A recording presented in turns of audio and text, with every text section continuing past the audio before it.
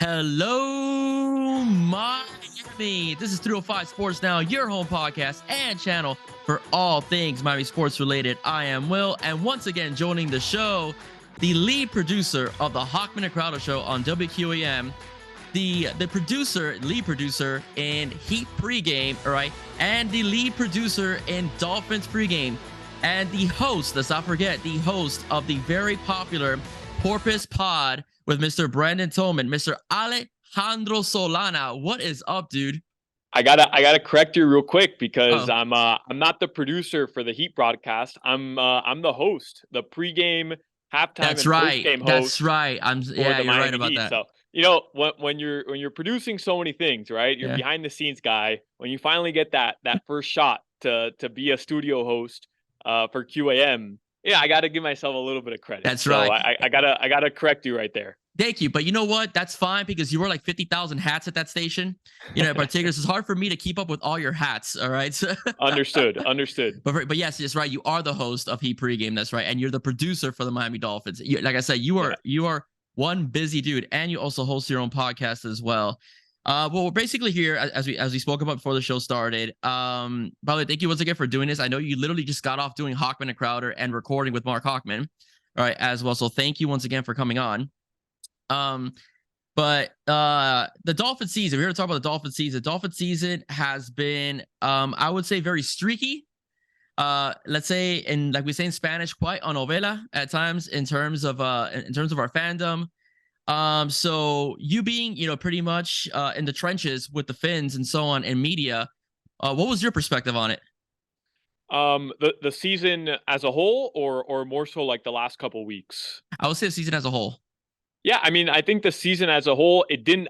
We have to start here, right? It didn't end the way we all wanted it to, or it hasn't ended. I shouldn't be. I shouldn't be a pessimist. It hasn't ended, but that regular season didn't end as we all hoped it would. But I think as a whole, I want to take away from this season that it was the most fun I've had watching the Dolphins, definitely covering the Dolphins in the 6 years I've been doing this, but watching the Dolphins as a fan, as somebody who wants to see this team succeed, it was the most fun we've had easily in 2 decades.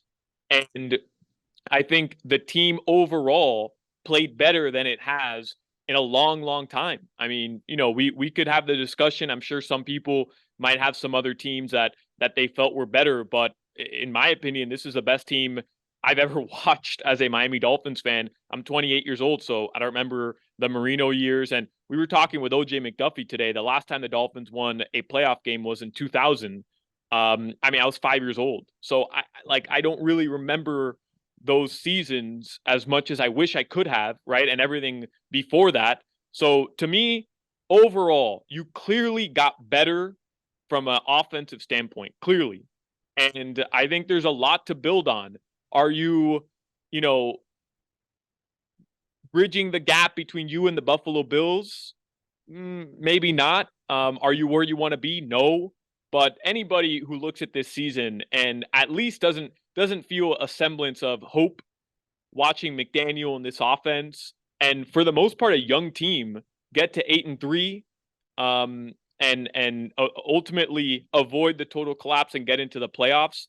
I think as a whole, the regular season was a positive one. Again, it doesn't ever feel as good when the ending isn't what you wanted it to be, and you basically win a ridiculously boring game in Miami versus the Jets to get into the playoffs. And I know that's not how we all envisioned it. I know that's not what we wanted. And now that feeling isn't great because all the injuries are keeping you from having any sense of hope going into Buffalo in the wild card game. So it doesn't feel that way right now, but I think maybe a month or two from now, all Dolphins fans can kind of take a step back from the season and realize, like, I mean, you had the number one rated passer in the NFL. Your offense was worlds better than it had ever been in 2 decades. Literally, the Dolphins didn't have a top 10 offense since I can't remember what the year, but early 2000s or maybe late 90s. And they did that this year. So it was a fun season. We had some great memories. I was watching ESPN this morning, and one of the talking heads, I forget who, said that the best game of the NFL season this year was the Dolphins comeback in Baltimore. And I agree. Like I agree. that might be my favorite Dolphin memory ever. Yeah, I know. I agree. I know that's stupid, but like a regular season game in week 2, but we had really, really fun moments beating Buffalo week 3. And then Tua coming back, that 5-game win streak when this offense looked like it was the best offense in the NFL. Like all those things happen. And I don't think the 5-game losing streak takes away from that. So in my opinion, I would say to just kind of summarize it, a really positive, a step in the right direction season from a rookie head coach in Mike McDaniel and this Miami Dolphins team.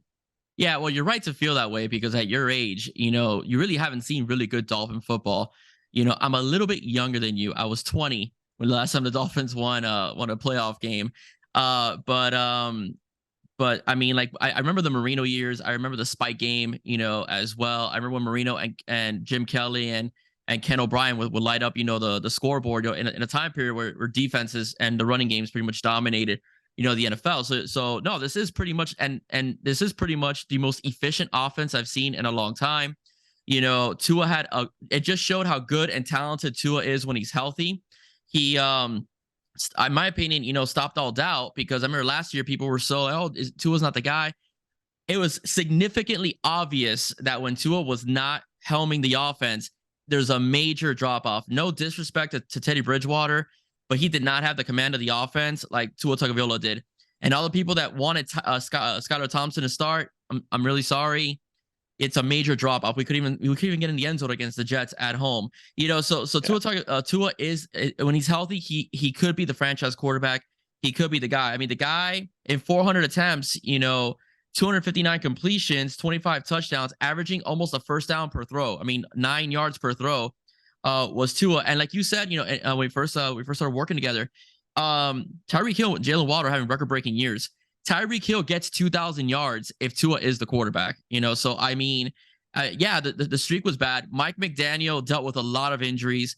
Josh Boyer's defense, what to do with Josh Boyer, I'm at this point, I really don't, either way, I could go either way. But to be fair to him, the way that the defense was structured, it's supposed to be a zero blitz defense. A zero blitz defense. You have your guys on the outside, which is Jones and Howard taking care of the best receivers, and you send everybody and gets a quarterback. Well, both Jones were out, Needham's out, Igbenogany's out. Howard hasn't been, healthy for most of the year. I think he's still playing a bit hobbled, in particular. You've had injuries to Emmanuel Ogbah as well. Bradley Chubb hasn't really been the guy we've expected him to be. So those are all things that Mike McDaniel has had to deal with, this past season. So in my opinion, the season is a success. You got into the playoffs. You beat teams that normally would beat you, and you beat teams that normally once in a while, a couple of years ago, you would have lost to, like the Houston Texans of the world and the Detroit Lions. Right. And I remember we had talked earlier, and I had told you that 5-game win streak, what felt different to me about this team was that they would have lost to the Browns. Yeah. Like the games that we knew, they have to beat those teams. Those are the ones that the Dolphins always managed to lose somehow at home after winning 3 in a row, making you believe, right? They would make you believe. And then here we go. They're losing to the Browns at home, and they didn't. They took care of those games. My whole take on the Josh Boyer thing is that, look, was the defense great this year? No. Were there times, look at New England 2 weeks ago, where you have Duke Riley covering, I think it was Jacoby Myers out in the flat, and it was just an easy touchdown, and that came after a timeout. So the idea that Josh Boyer has been great is obviously just not true. But with that being said, I'm fine with moving on from Josh Boyer. But if you're the Dolphins and like that's your move this year to kind of scapegoat the difficulties you had towards the end of the season, I just think it's a dumb move. Like, I'm cool with moving on from Josh Boyer. If that's what Mike McDaniel and Chris Grier feel what's best for the team, they want to go in another direction, I'm cool with that. No problem. But to avoid the conversation that, look, I mean, the secondary was depleted. A lot of people forget. I mean, you lost Brandon Jones. Yeah. You lost Nick Needham. Mm-hmm. No, Brandon Jones as well. Yeah, no, both. I know both Jones. Yeah, Byron Jones, who didn't play at all, but you lost Brandon Jones, who was having a breakout season. You lost Nick Needham, who, he's never going to make a Pro Bowl, but he's just a really solid cornerback, somebody that they've relied on now for 3 seasons. Javon Holland has dealt with injury. Xavier Howard has clearly taken a step backwards, or just, regressed a little bit, I think is fair to say. Teams throwing at Xavier Howard. I mean, we hadn't seen that until this season. And you're relying on Kader Kohu, who's undrafted, and Keon Crossan to make plays week in and week out. And that's tough. So that same conversation can be shifted towards Chris Grier in the front office, right? Once they knew that Byron Jones was probably not going to play this season. And you have to imagine that a pretty good idea considering his contract clause. And by the time they got into training camp, he wasn't ready for week 1.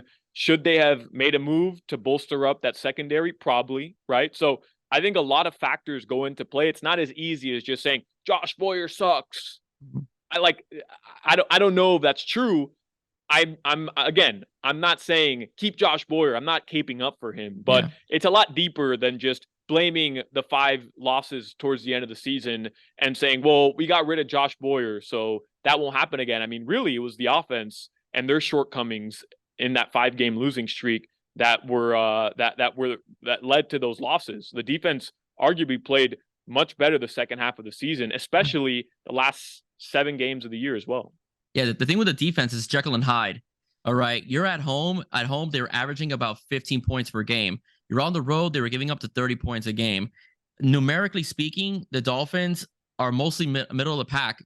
Well, I think total defense are ranked 22 around that category. But in many categories, they're like middle of the pack, with the exception of pass defense. They had the 4th best pass defense in the NFL, despite not having both Joneses, Nick Needham. In particular, they were 18th in yards allowed per game, only 23.5 points per game giving up, and they're one of the best rushing defenses in the league. So, I mean, that's something that, but again, it's a Jekyll and Hyde concept that was that happened with Boyer. I'm with you. You move on from Boyer, that's fine. You keep him. I'm not angry either. Again, I think this team dealt with a lot of injuries, especially in key positions, and on the defensive side of the ball. For what the Dolphins like to do, which is blitz like crazy, not having your 2 best corners, one out for the whole season, and one being not exactly, my opinion, not exactly 100% or regressed, as well. You have to make adjustments, to your personnel and to your schematics. But and even to that conversation though, like the Dolphins averages to me are interesting because towards the end of the season, right? Let's just look at the Chargers game. They give up 23 points, but I mean, the Dolphins offense did them 0 favors in that game. I mean, Tua couldn't move the ball. And then against the Bills in Buffalo, they gave up 32 points. I mean, it wasn't great, but I don't think anybody was blaming the defense in that game. And then against the Packers, you give up 26 points, but you turned the ball over how many times in that game? 4 times. You had and it seemed like every time the Packers were getting the ball, it was in plus territory almost, right? Going back to the Mostert fumble right before halftime, and then the 3 interceptions from Tua, and even to start the game, they had that big kickoff return to set them up in nice field position. And then after the Dolphins scored a touchdown, Jason Sanders squibbed a kick, and they took over like right at around their own 46, basically at the 50-yard line. And then against the Patriots, I mean, the Dolphins defense only gave up 16 points. Yeah. You threw a pick 6, which gave them the 23. So, and then 6 points against the Jets, but that offense was basically a joke at that point. So towards the end of the season, I really don't think the Dolphins defense played poorly. 17 points, I'm looking here, against the Browns, 15 against the Texans. Like after that Chicago game, I thought they were a much better unit considering the amount of injuries that they had. And then when you even look individually, right, like Zach Sealer this year, I mean, he could be one of the best acquisitions the Dolphins have ever picked up. Like just he's been insane. And Christian Wilkins. So we get to, as part of the media, we get to vote for team MVP. And I know the obvious choice is Tyreek Hill, right? I mean, he won it. He ended up winning the award. And I know that's the obvious choice. And he probably is a team MVP. He probably has more to do with the success of this team than anybody else, and the success of Tua, by the way. But I voted for Christian Wilkins because I thought he just played every single snap like he was one of the best players on the field consistently throughout the season. I also think a lot of people were down on this defense because you go out and you trade for Bradley Chubb, and he, as an individual, statistically, the numbers weren't what you were expecting when you brought him in. I think overall the defense played better, especially that line up front played better, more pressures, and more pressure in general is being applied on the quarterback with him in there. But I don't think statistically those numbers for him specifically were, as great as people were expecting, given the amount of money the Dolphins paid him. Yeah. So I think, again, this stuff is so complicated. There's so many angles you can approach it at. But overall, like I'm not as down on the defense as most people are, and on Josh Boyer for that matter. Okay, I agree with you. Christian Wilkins had a breakout year. That is a generational defensive lineman. You have got to sign him this offseason to a long-term deal. I mean, he, 97 tackles, a lot of them playing them for loss. He not a lot of sacks, but he wreaked havoc, to the quarterbacks and so on. I mean, he was just absolutely phenomenal. He's every bit of worth a pick he was the year he was drafted coming out of Clemson. So I understand. I would have voted for Tyreek Hill personally, but I understand why you picked Christian Wilkins. I knew Tyreek was going to win. So yeah, I know my vote was worthless anyways. Yeah. Just from talking to some of the other people who I knew how to vote, and just from knowing what the season was, like I knew Tyreek Hill was going to win. I just thought Christian Wilkins deserved a little bit of love. So I decided to vote for him, knowing that, Christian Wilkins wasn't going to win that award. It was obvious. It was either going to be Tyreek Hill or Tua Tagovailoa. But with Tua missing so many games, I figured Tyreek Hill was going to run away with this award, and that's what happened. Yeah, no, absolutely. No, but I understand your vote. I mean, I understand your vote. Christian Wilkins, again, is a beast, and I hope the Dolphins find a way to lock him up this offseason. And make sure that he's a Dolphin for a very, very long time. I haven't seen a defensive tackle like that. I might be forgetting a couple guys are in there, but the Dolphins had a guy named Tim Bowens years ago, and he was very dominant, for both John Shula and Jimmy Johnson. And he kind of reminds me, he's faster, and so on, but it's a different era, but he reminds me of that kind of an anchor, for your defense. Speaking of Tua, Tua's future has been talked about, across social media, across the media itself. He's had a history of injury from his injury with his hip over in Alabama. With the Dolphins alone, he's had ankle issues. He's had, a broken throwing finger a couple of years ago, and now he's had an issue with 3 concussions, and he's missing, the most important game that we've had since 2016. As a member of the media, and a Dolphin fan as well, where are you in terms of Tua's future? Do you think the Dolphins should maybe look, to maybe a veteran, like as a stopgap, and then draft in the future, make a play for Lamar Jackson, or ride it out with Tua Tagovailoa since he's a good teammate and he understands he's very efficient in the offense when he's healthy? Okay, so it's a lot of questions there. I'll start here. Okay. I think Tua proved.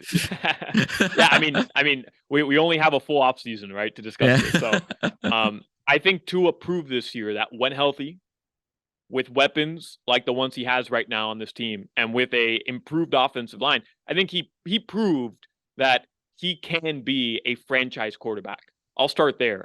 Anybody who can look at this season when he was healthy and tell me that while he's on the field with this type of firepower around him, he can't be a franchise quarterback, I think you're wrong. Now, the question becomes, can he stay healthy, right? Durability. And those are fair questions at this point, man. Like, it sucks. And I think everybody kind of feels the same way about Tua, where it's, man, he's such a good kid. I want it to work out for him so badly.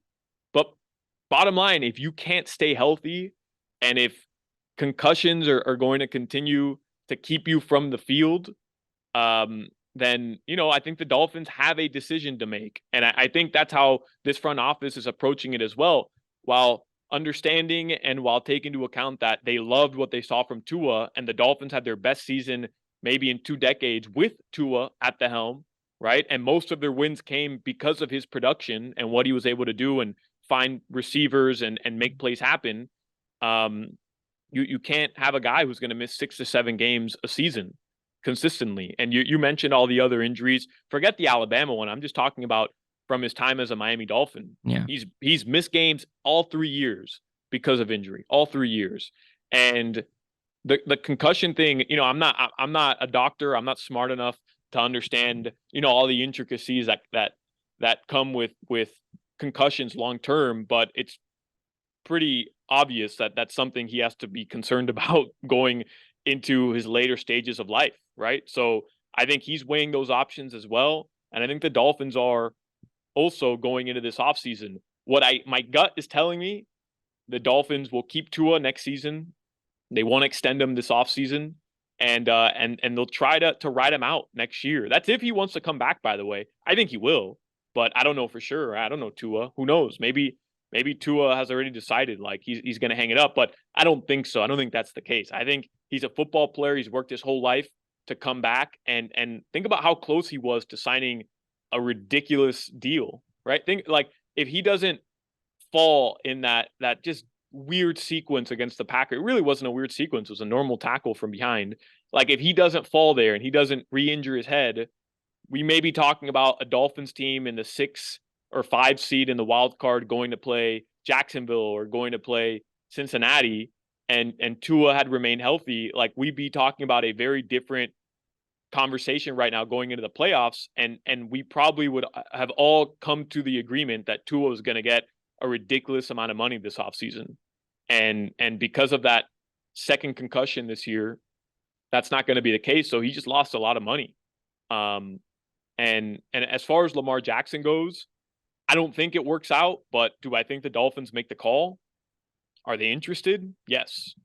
Yes. Anybody who says no is wrong. Like, yes, the Dolphins are interested, but again, I mean, who knows what happens there? Are they going to be willing to spend as much money as it takes to land a Lamar Jackson? How will that work out with the Ravens? Are the Ravens going to franchise tag him? Right? Like so many conversations come into play. And I believe Lamar Jackson held out and bet on himself for one reason, to become the highest paid quarterback in the NFL. And he's not settling for anything less. So I don't know if the Dolphins have the capital or want to invest in somebody like that, and spend as much money as it would take to have him. So as far as next season, like I said, I think Tua will still be here. I still think he'll be your starting quarterback with the Dolphins, saying all the right things, that they're invested in him, that they want him to be the quarterback of the future. And I think they will go and find another Teddy Bridgewater-like stopgap quarterback. Teddy didn't end up being the guy you hoped for this season. But I think they'll go out and find somebody like that. I've heard a lot of people talk about Jimmy Garoppolo. I think that's ridiculous. He's going to go start somewhere. Derek Carr is another one of these guys. To me, that's ridiculous. He's going to go start somewhere. But I don't have a list of names in front of me right now, but they'll go out and find, another competent backup like Teddy Bridgewater, and be ready for whatever happens. I think the conversation is, it's not just injury, right? Like if these were injuries that were keeping him from playing that had to do with his shoulder or his hip or his knee, and they kept reoccurring, it'd be a much easier discussion. But because it's concussions, I mean, what if week 1 next year Tua suffers another concussion the next time he's on the field? Well, then, once again, CNN, Fox News, MSNBC, News Nation, whatever, all these major publications, not just the NFL, but all these major publications are discussing the ethics at play and the morality of the situation and whether it's the Dolphins' fault. And those are just PR nightmares that they don't want to have to deal with, right?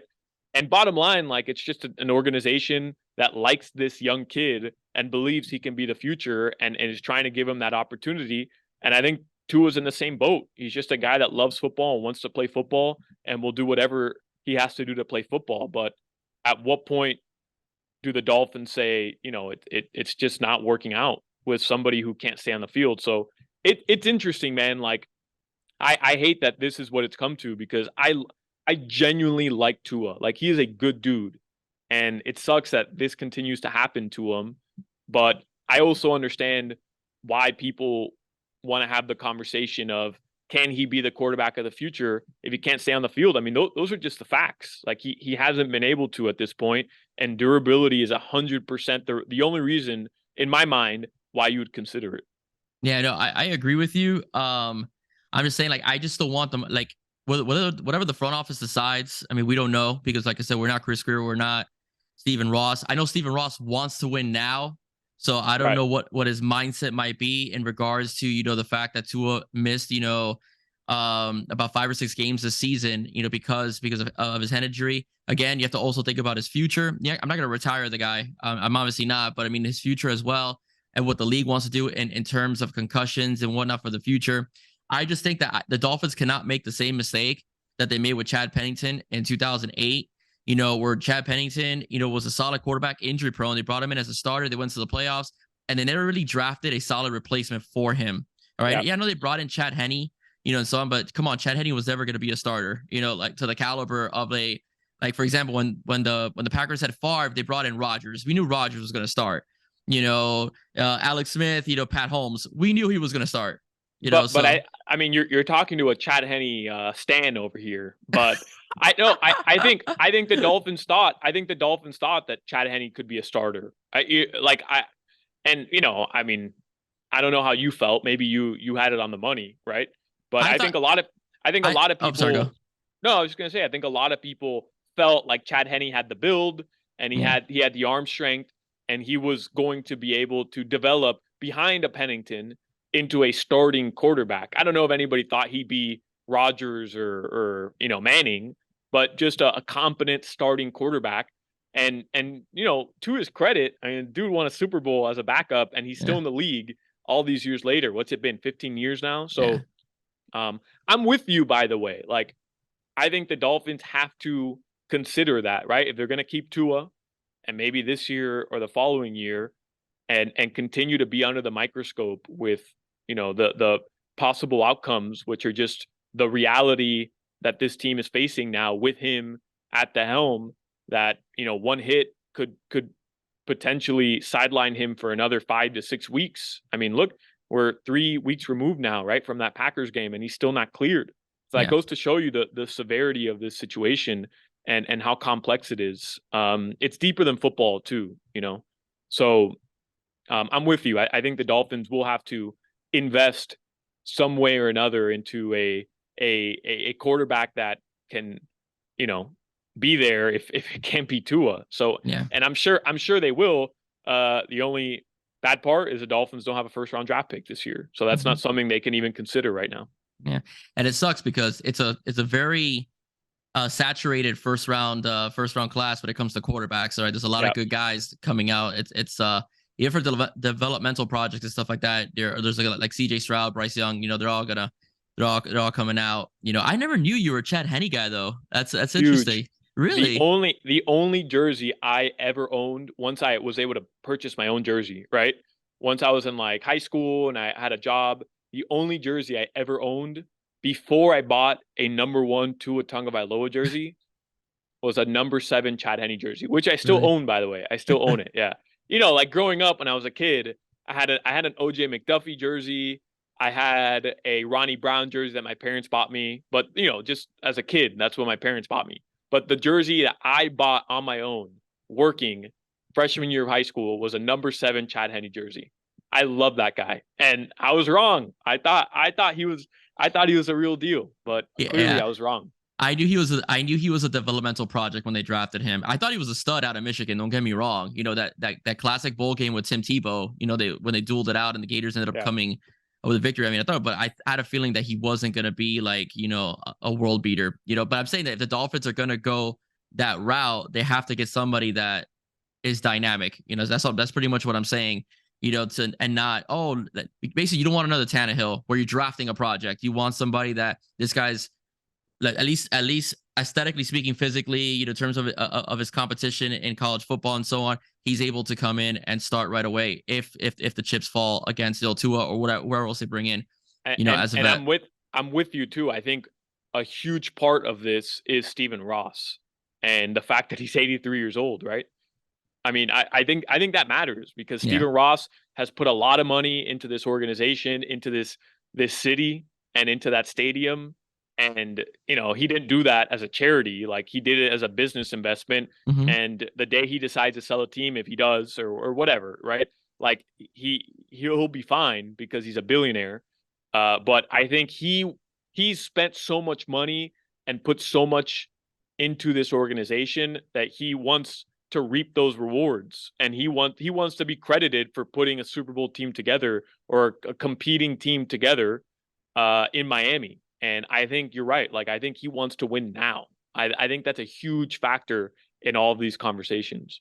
Yeah, no, absolutely. I completely agree with you. And speaking of winning, all right, we have to win on Sunday, 1 p.m. over in Buffalo, as the Miami Dolphins finally return to the playoffs since Adam Gase's first year, and take on Josh Allen and the Buffalo Bills. Sadly enough, Tua is not going to be playing. I'm not that optimistic. I'm an optimistic person. I'm not that optimistic about this Sunday. I really hope I'm wrong, but what's your take on it? Not good. I look, it's funny because you had mentioned I do the Porpoise Pod with Tobin, and on Sunday after the game, we always film like an immediate episode right after the game from whatever stadium I'm at. And his first question to me was, "How are you feeling?" I said, that game was boring, and bottom line, the Dolphins pulled it out, so I'm happy that they did, but it doesn't feel as great knowing the impending doom that awaits Miami next Sunday. And a lot of on YouTube, a lot of our listeners and our fans were kind of hating on me, like, "Oh, Solana, you're a typical hater Dolphins fan. Like, you jumped off the ship weeks ago, blah blah blah." And like, that's fine. And I'm hoping for a miracle. Like, let's be able to differentiate me not expecting them to win and me hoping they can win. Like, I want there to be a miracle in Buffalo. I'm going to be there. Like, hey, I get a paycheck for all these games, so I want as many games as possible. Let's go to the Super Bowl. So for me, it's simple. I'm hoping that McDaniel can somehow just make this happen. But do I believe it's going to happen? Unfortunately, I don't. I don't. I can't see a way where this team that was only able to score 11 points on the Jets last week. Jets have a good defense. I'm not taking anything away from them. Really, they scored 9 points. Let's be real. This offense scored 9 points on the Jets. Jets have a good defense. I'm not saying that they don't, because everybody wants to say, "Oh, the Jets have the number 3 defense in the NFL." Okay, but with that being said, the Bills aren't too far behind, right? I mean, they're a comparable defense. You're going to be in Buffalo, in the cold. Damar Hamlin is probably going to be at this game. He was released from the hospital Wednesday in Buffalo. So I don't know this for sure, but I'm speculating, maybe a little recklessly, Damar Hamlin is going to be at this game. Just imagine the scenes and the environment and the energy if he steps out onto that field to, support his teammates, or if he's in a box in a suite somewhere and they show him on the camera. I mean, just imagine. And now you couple all that with the fact that the Bills are going to score 25, 30 points in this football game. Yeah. Right? Like, they will. So how do you put up enough points to compete with this team with Skylar Thompson? I don't have an answer for that. And that is what keeps me from believing that this team can do it. You can do the any given Sunday thing. I'm cool with it. Crazier things have happened in the NFL than the Dolphins going in with their third string quarterback and winning a game in Buffalo in the playoffs. Like, crazier things that happen. This wouldn't be the biggest upset in the history of sports. They're only a 14-point favorite or 13.5-point favorite. Like, it's not impossible, but I don't see an avenue for it to happen on Sunday. I just don't. And it sucks. Like, I want them to win more than anybody, trust me, but I just don't see it. Yeah, I agree with you. I'm hopeless. I mean, I'm usually optimistic. I have a lot of doubts. I mean, if I said if Tua plays, it's a possibility, but with For Skylar sure. Yeah. If you're telling me Tua Tagovailoa was playing this week, then this conversation would be totally different. Exactly. Mm-hmm. We saw what Skylar Thompson looked like, and you know what? Like, I'm not hating on Skylar Thompson. His job the other day was don't turn the ball over. Period. Don't turn the ball over. Don't make mistakes. We will win this game one way or another. And he did that. The defense did enough. He did his part. Don't turn the ball over. Play safe. Throw the ball away anytime you're getting pressured. And he did his job. So I credit to Skylar Thompson. He did what he was supposed to do, win that football game, and he was able to do it. But can you beat the Bills playing like that type of offense? No. It's not close. It's not. You have to be able to put up points. The Dolphins scored what? 28 in Buffalo a couple of weeks ago, 29 in Buffalo. Had an 8-point lead in the fourth quarter. They scored 29 points, and they still lost. So, that goes to show you that you're not winning a football game in Buffalo in the playoffs in that environment with all that's at stake right now and all that extra energy that the Bills fans have to win this, right? That the Bills team has to win this for their teammate who was dead on a field 2 weeks ago. Like, I'm sorry. Like, I hope, Dolphins fans don't hate me, but if you do, whatever, it's just the way I feel. But it's the truth. I mean, let's face it. The only way I felt the Dolphins could be able to pull this off is if they run the ball down the Bills' throat like they did a couple weeks ago. And Josh Allen just doesn't see the field. One of the reasons why Buffalo won that game is because the defense couldn't hold off Josh Allen in the end, and Tua never got a chance, to bring his team back, in that game over in Buffalo. So the Dolphins are going to have to do something similar, but make sure that the running game is doing well. That's a thing, is that if Raheem Mostert doesn't play, I don't think he's going to play. A broken finger, cold weather, such a crucial game where ball security could become an issue. I just don't see the Dolphins winning this game unless they keep Josh Allen off the field, win extremely ugly like they did against the Jets. And I just don't see that happening. And Buffalo has playoff experience, so I'm sorry. Like, it was a nice run, but I think we're gonna have to wait till next year. And why I don't even like that argument about, Tua didn't get the ball back and the Dolphins defense couldn't stop Buffalo in Buffalo a couple weeks ago. What was that, week 16 or week 15 or whatever? There was a point in the game where the Dolphins are up 5 in the fourth quarter. And who was it? Was it Christian Wilkins or Zach Sealer, maybe Melvin Ingram? Somebody forced a fumble on Josh Allen. They got to him, strip sack. The Dolphins took over in Bills territory, and they're up 5 points. And right there is when an elite team, right? A team who truly is contending for a Super Bowl, truly, right? A team that's ready to take that next step. And I thought the Dolphins were there. Right there is when you go down the field and you score a touchdown and you go up 2 scores. And the Dolphins ended up settling for a field goal, and they go up only 8 points. And then the Bills get the ball back, and then they come down the field, they tie it, and they get that stupid little 2-point conversion, which I'm still not sure should have been upheld, but whatever. And then the Dolphins got the ball back again and couldn't score points.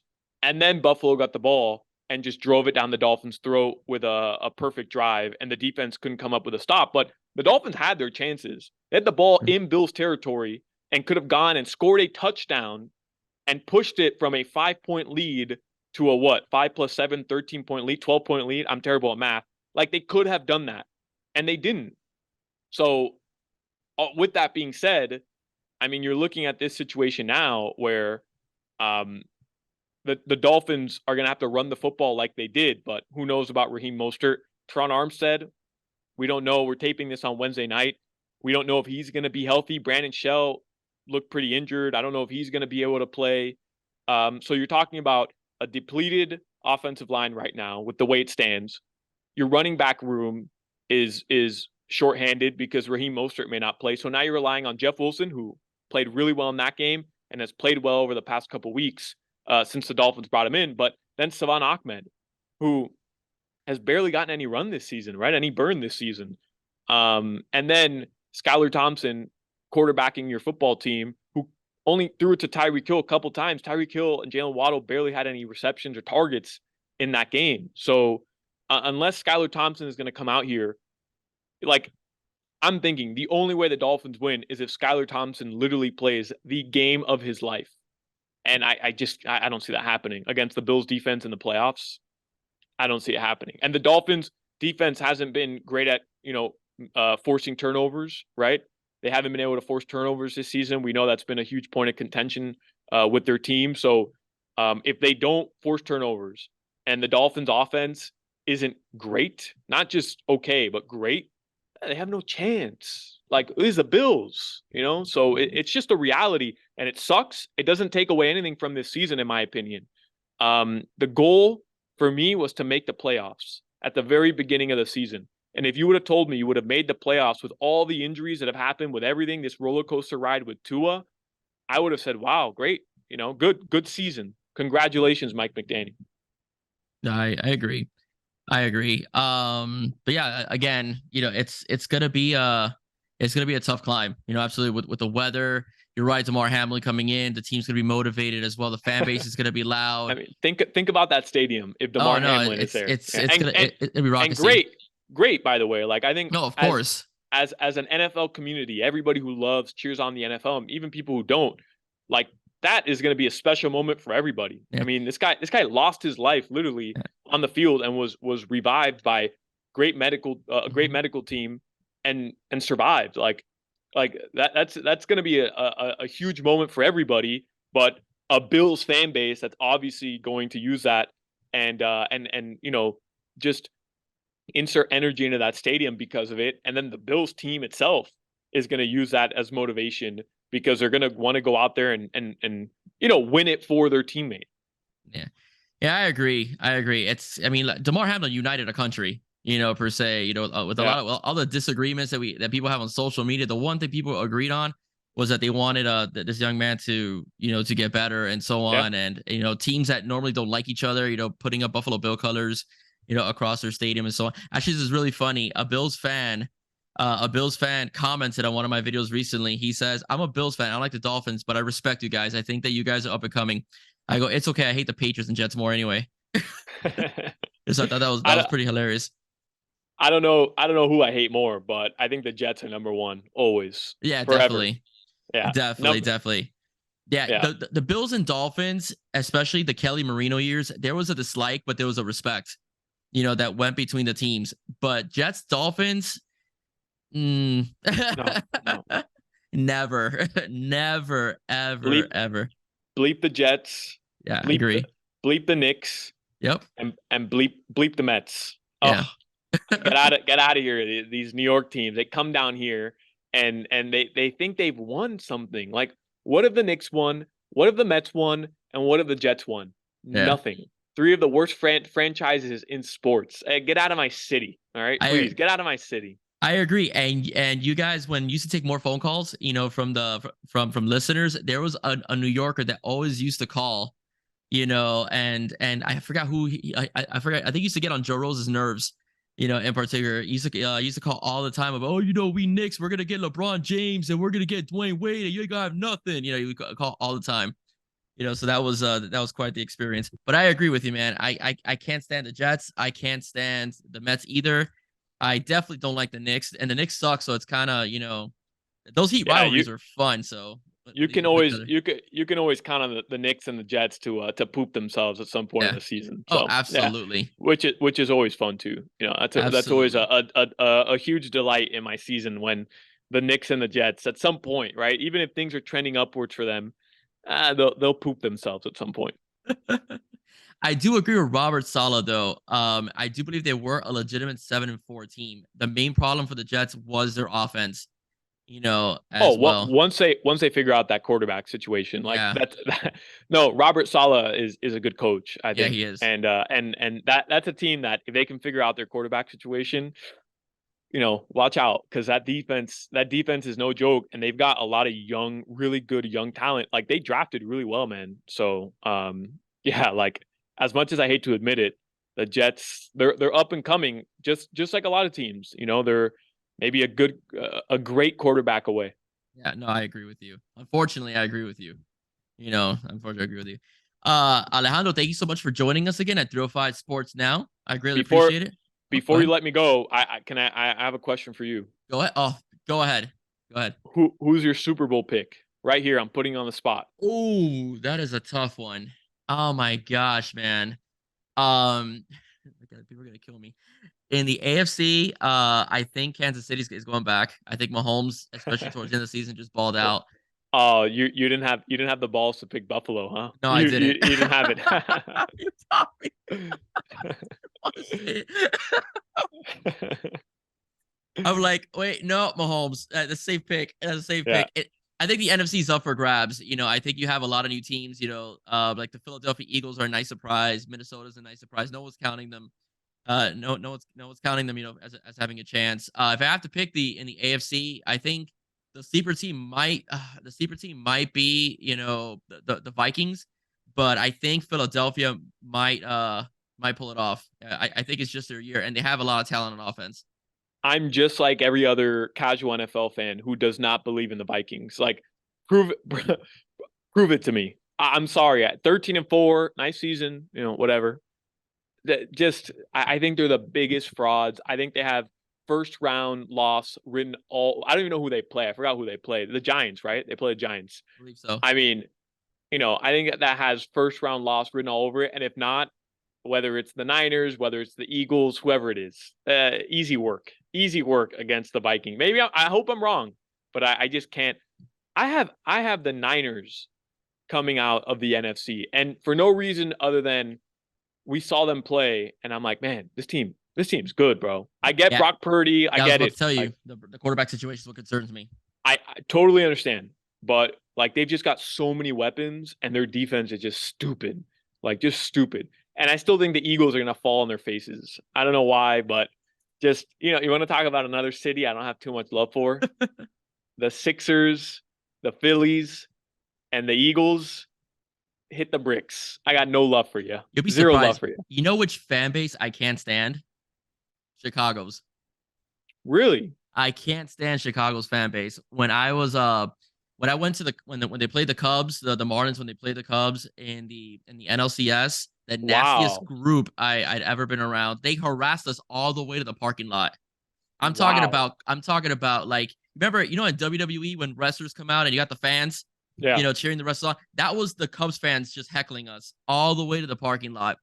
And the worst brawls I ever saw going to Dolphin games were Chicago Bears fans fighting with Dolphin fans. I'm like yelling, we're not even in the same conference, So I think that Marino 85 team, losing that one game to the Dolphins still irks them a little bit. Yeah, it still gets to them. Yeah, that's the worst fan base. The Jets. I've never been to an Eagles game, so I can't judge. I have. It's rough. It's rough. A lot of slurs. A lot of just really that bad. Just nasty people. I saw Tannehill beat the Eagles, and the Dolphins were losing in the fourth quarter, and Tannehill came back and won the game. And people throwing beer, and it was. I was sitting close to the field too. It was bad. It was bad, and I loved it. Just throw the beer on me. My team just kicked your ass, and none of you thought you were gonna win. Oh, so good. I know. I mean, obviously, you've been at different stadiums, but here in South Florida, the worst fan base I've ever dealt with has been Raiders and Bears. Those are the worst fan base I've ever dealt with. And but yeah, I've been at Heat Knicks games, and the Knicks fans take the cake. Oh no, absolutely take the Mets, cake. I'm telling you, Mets and Knicks fans, and Jets fans. Just making me angry thinking about it. Yeah, no, I agree with you. Alejandro, I know you have to run, man. Thank you so much for coming on. So I don't make the mistake again, since, like I said, you wear so many hats for WQAM, and so on. Where can we find you? Listen to Hawk and Crowder 2 to 6, and I don't even say that because I'm on it. I just think if you're a sports fan and you like to laugh, I think that's the place to go. 560 from 2 to 6 p.m. But if you're a Heat fan and you happen to be in the car, pregame show on QAM. Anytime there's a Heat game, about an hour before tip-off, I have the pregame show, and then I'm also part of the broadcast. During the broadcast, I do the halftime show with Tommy Tig, and then the postgame show as well on QAM. So, and then Porpoise podcast, you can listen to that as well if you're a Dolphins fan. Brandon Tobin and I do that as well, and then social media at Alex M Solana, Twitter, Instagram, all that good stuff. Thank you so much once again, Alex. Alejandro, I really appreciate it. Yep. All right. Everybody, if you like what you heard, please do not forget to like, share, and subscribe to 305 Sports Now. Once again, I am Will. Stay safe. God bless. See you soon. And go Fins.